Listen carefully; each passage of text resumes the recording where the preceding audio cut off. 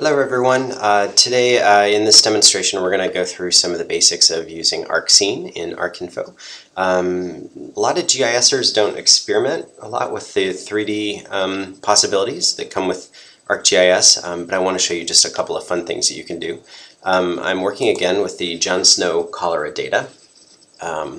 We have the London pump information as well as the cholera death data here. The nice thing about the symbology in 3D Analyst is that you can choose some symbols that are actually pre-built specifically for looking at three-dimensional data.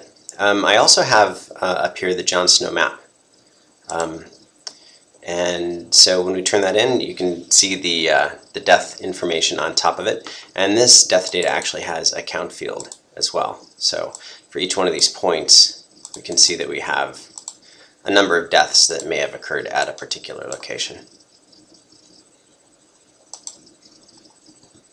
Okay, so now what I want to do though is I want to visualize these. In a previous video I showed you how to create essentially a kernel density surface. I'm going to use a similar technique today, and what I want to do is extrude my surface out so I can actually kind of see the rolling hills and valleys that occur in my density surface. And I'm going to change the settings a little bit so we get a little more variation.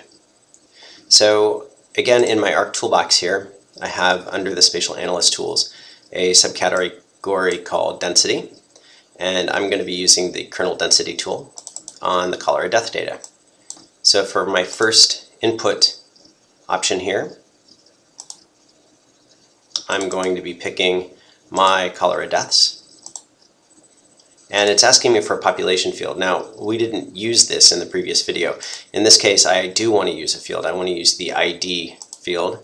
I want to use the count field, which is again the number of deaths found at a particular location. And I'm saving this all in my default geodatabase called John Snow. So I'm just going to call this KD2 for kernel density 2.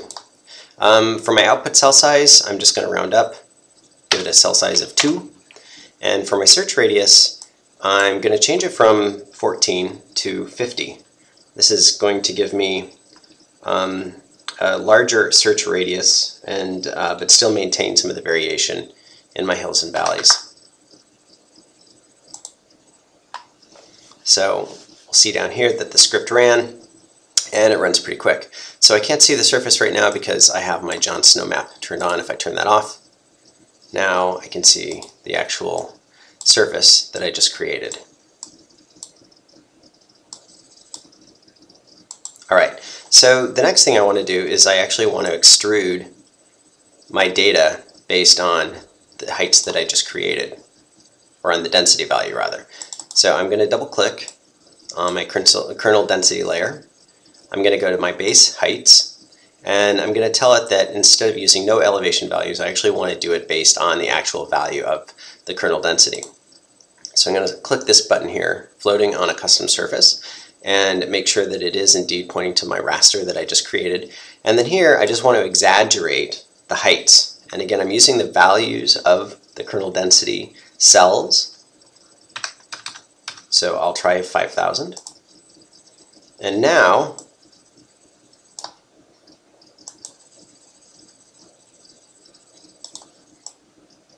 I should see the hill. Alright, so that's looking pretty good. The next thing I want to do is I'm losing some of the definition of my points because now obviously they're sitting underneath my surface. So I'm going to essentially tell my cholera deaths and my London pumps that I want them to sit on the same base height that I'm using for my raster. So again, I go into my layer properties by double clicking on the layer, and I select floating on a custom surface, and I'll keep that same conversion factor. I'll click OK, and we'll see now that our points are sitting on the hills. Next, I'm going to do the same thing with the London pumps. Make sure that I'm using the same conversion factor, and click OK. Now I can turn on the John Snow map and see the variation on top of the original map, but I can't really see the streets under it. So one of the other things I can do is just apply a simple transparency to my raster. So by double clicking on my kernel density layer again, I can go to the Display tab and change the transparency to maybe something like 25%. And if that's not quite enough, I can go back and do it again. Maybe we'll try 50%. Alright, so I'm starting to see the streets populate underneath my layer.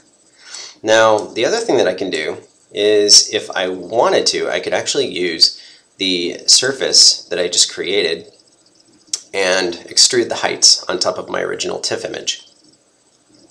So to do that,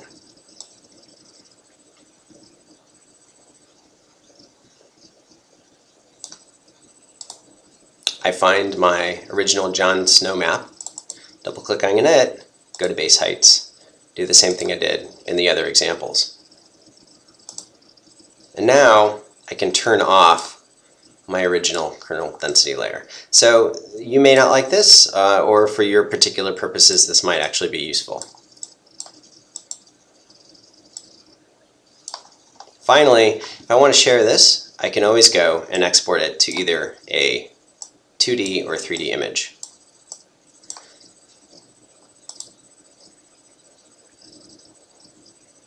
So that's it. That hopefully was a quick and dirty introduction that you found useful to ArcScene and working with 3D data within ArcGIS 10. Thanks.